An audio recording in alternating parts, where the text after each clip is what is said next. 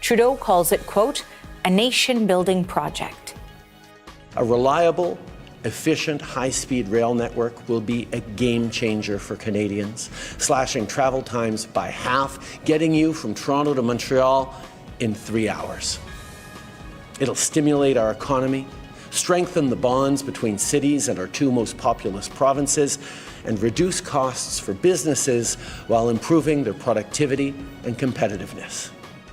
And the CBC's Janice McGregor was listening into that announcement. She joins us now from the nation's capital.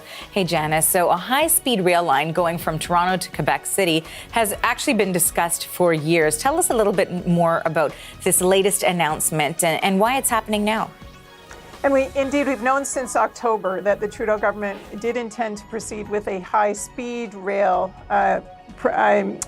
plan as opposed to high-frequency rail, which was something they considered, trains that would just run more often at a slightly lower speed on a different route than the via train system that we have in Canada at this moment.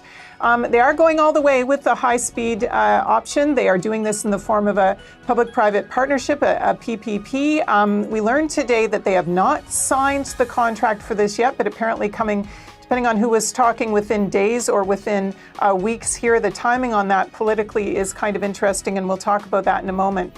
But the winning bidder, and there was a process here where three major groups kind of shortlisted for this. They had to, by the end of the summer or midsummer, I believe, submit different options. The government has now gone with the Cadence proposal.